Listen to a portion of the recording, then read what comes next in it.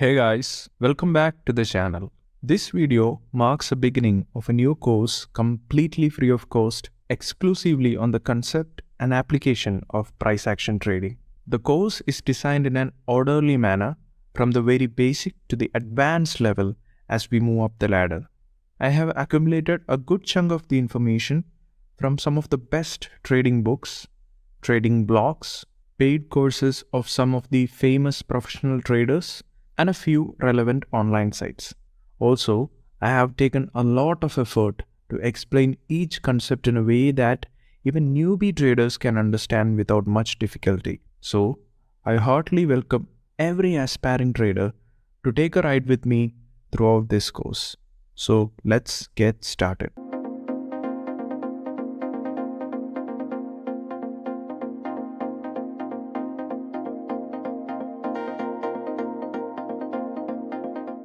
In this age of social media, we come across innumerable apps like TikTok, Instagram, etc., where the creators introduce a new idea every day and some becomes so hyped and popular that others begin to perform the act. It becomes a trend, or the act is said to be trending. Even YouTube has a trending section that features the most popular videos at a specific time. This trend stays for a short duration, that is for a few days to a few weeks. So this is a short-term trend. Similarly, the stock markets also have trends that may range from short-term trends to medium-term trends to even long-term trends depending on the duration which the trend persists in the market. So in the stock market scenario, a trend is the overall direction of the market during a specified period of time. In the stock market, there are mainly three types of trends. Number 1, the uptrend. Number 2, downtrend. And number 3, sideways trend.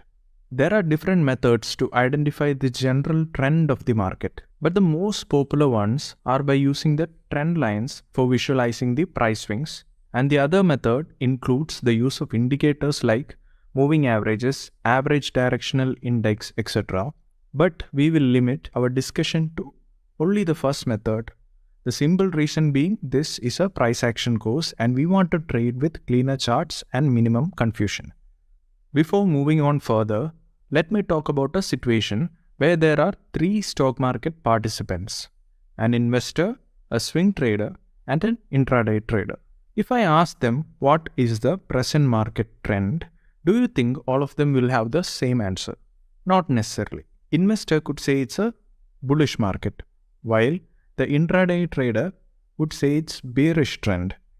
Even the swing trader can say there is no trend at all or the market is sideways. What is the reason for different opinions? Why do different people have different views on the market trend given the same charts and same conditions at the same instance? The simple and straightforward answer is the time period that each trader used for their analysis. The investor might conduct his analysis on the monthly or yearly time frames, while the swing trader might be using the weekly or daily time frames.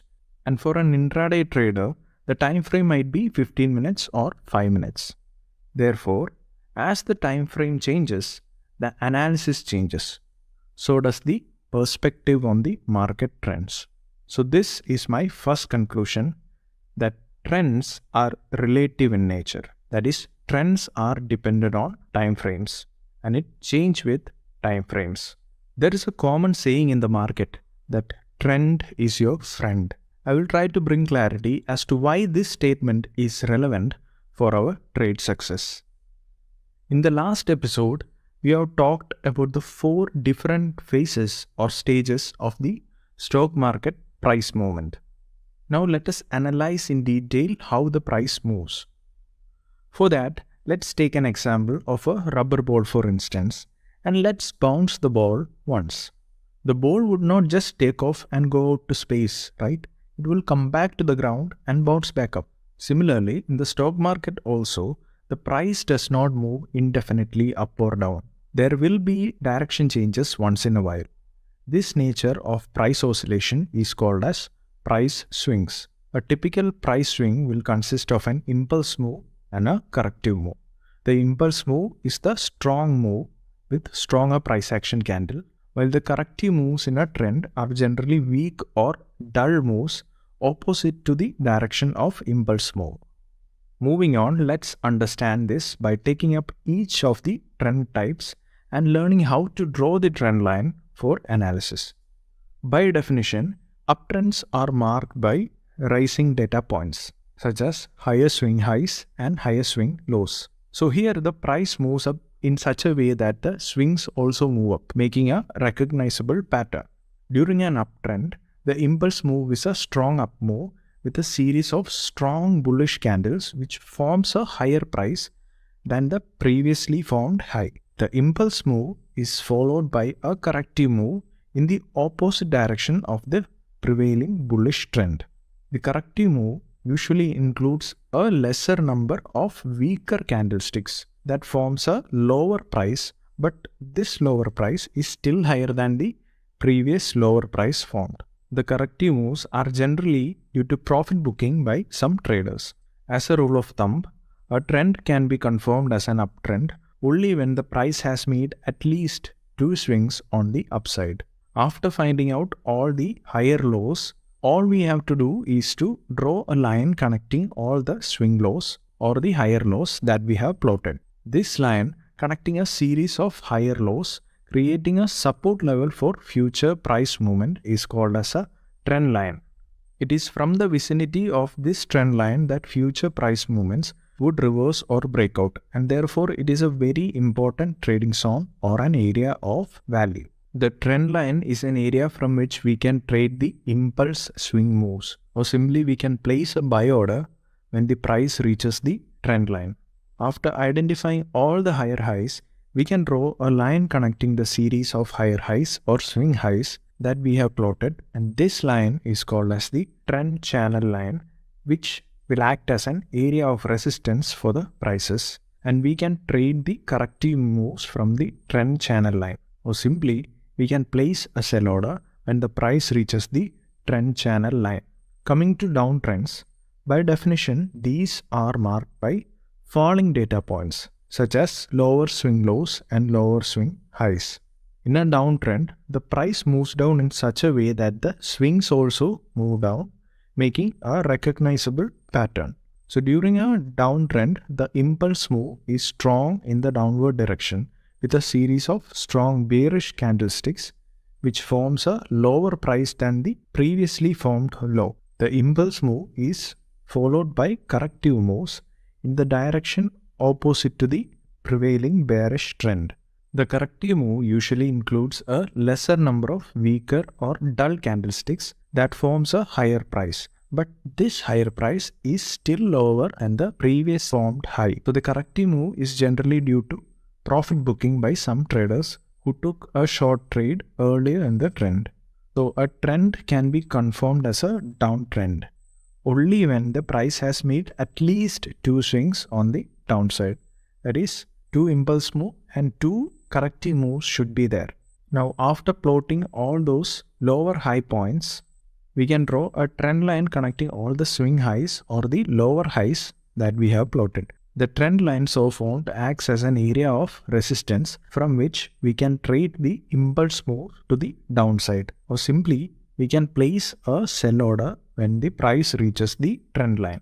As in the previous case, if we plot the lower lows and then draw a line connecting all these lower lows, we will get a trend channel line which will act as a support for the future prices. And it is from this trend channel line that we can place buy orders to trade the corrective move. So by now, you might have the realization that the corrective moves are weak moves opposite to the existing trend, while the impulse move happens in the direction of the trend and is generally a series of stronger candles. This is the reason why we should trade the impulse move during trending market so that the probability of profit is high. This is the reason why trend is your friend. As we move on, it is very important to understand when a trend will end and when the consolidation will start. This can be identified by the use of swing transition. During an uptrend, whenever the price breaks the higher low for the first time, then it is an indication that there is a transition in the uptrend. Similarly, when a price breaks the lower highs in a downtrend, it indicates in the transition from downtrend to a sideways trend or even an uptrend.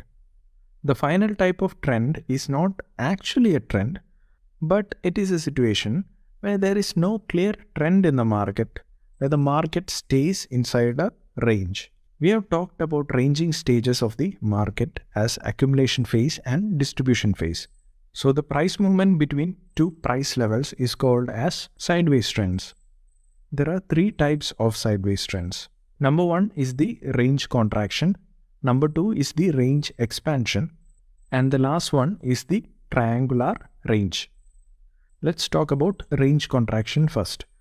During range contraction, the levels shrink and the price action becomes almost neutral or flat. This shows the lack of any interest between buyers and sellers. The volatility in the market also drops. So range contraction happens when there is a shortening of the price bars, or simply the candlestick sizes reduces. The high and low range or levels get narrower or closer to each other. And this is a strong indication that a trend reversal is coming soon. That is, if there was a prior downtrend, now the trend might change to an uptrend. But it is just an indication, it is not for sure. During a range expansion, as the name suggests, the levels will expand and the price action starts becoming visible. So range expansion is associated with lengthening of the price bar, or the size of the candlesticks becomes larger, and the high and low range or the levels gets wider.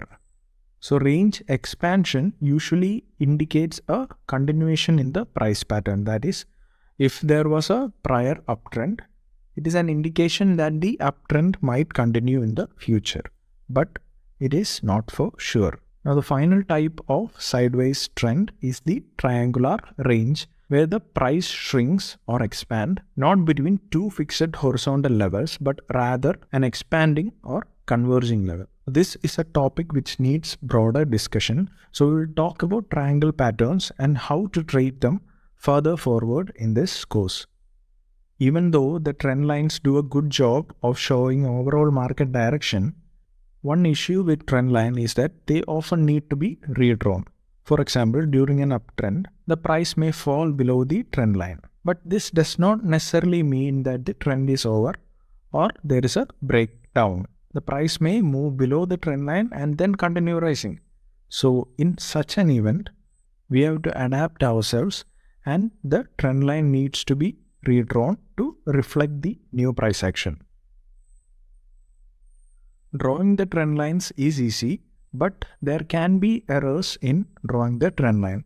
So that is why just using trend lines exclusively to determine the trend is not really advised, because most professional traders also tend to look at other indicators like moving averages or average directional index to confirm the market trends, because the more the confirmations, the better the analysis. So it's finally time for the most important part of the video, that is identifying the strength of a trend.